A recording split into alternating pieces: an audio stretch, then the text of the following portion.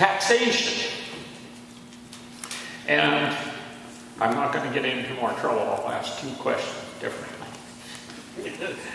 Taxation. The Redford government has not publicly pledged no new taxes, while Leipert and Redford hinted in the throne speech of reviewing income, property, and provincial sales tax. What is your response to the comments?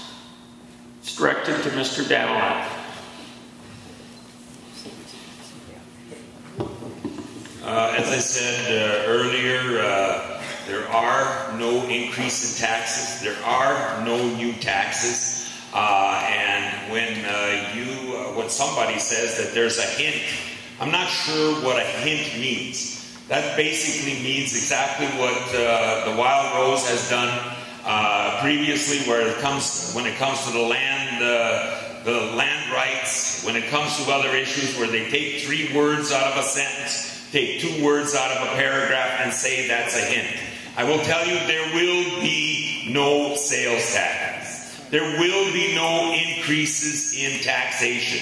And there will be no new taxes. I don't know how much clearer I need to make it. That isn't a hint. That is a straight statement. I also say to you that when we look at the different ways of ensuring that we meet the budgets for Albertans, we need to look at different avenues. We need to look at different directions. But in year 3 of our budget, we are looking at a $5.5 billion surplus. And that is necessary to ensure that we put money back into the sustainability fund and also spend money on infrastructure. That's roads, that's hospitals, that's our schools. Premier Redford has announced that we need 50 more new schools in 4 years, and we need 70 modernization. Ladies and gentlemen, I again say to you that this country is growing by 100,000 people a year. We need to provide them with infrastructure. Look at the economy that we have in northeastern Alberta.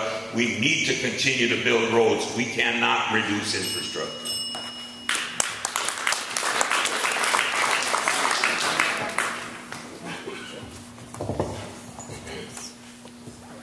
Well, I just have to question some of these numbers. What happens when you run consecutive deficits? This is our 5th consecutive deficit in this province. How do you balance the books? You're going to have to raise revenue. And that's why we've had 2 finance ministers already, Minister Leipert and another one, indicate that they're going to review having a provincial sales tax.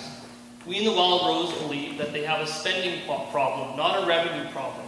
We've had the highest resource revenues that we've ever had, and we should be able to balance the books without increasing taxes. And I'll just give some quotes. Edmonton Journal, sales tax back on Alberta's agenda. Calgary Sun, Redford's failure to promise she won't raise taxes. And February 7, 2012, saying in the legislature that they're going to review increasing taxes, the provincial sales tax. So everything from the government to the premier in the legislature has all indicated that they're going to increase taxes. We don't think we need to balance the budget.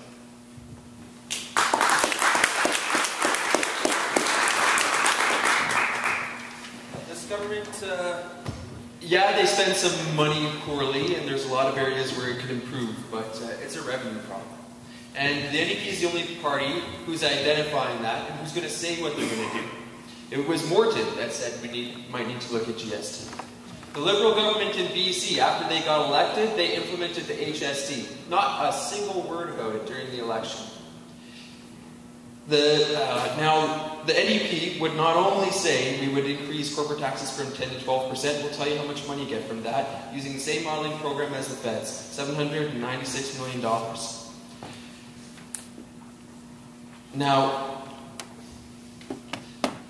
corporate taxes, which the Wild Rose would implement, the feds did it federally.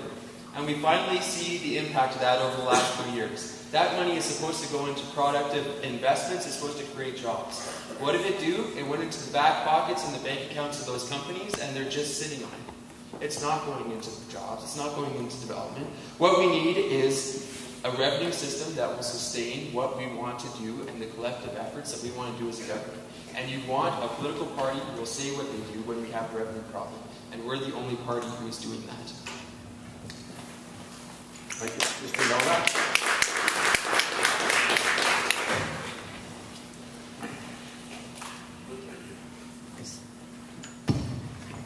So our party also has a tax plan.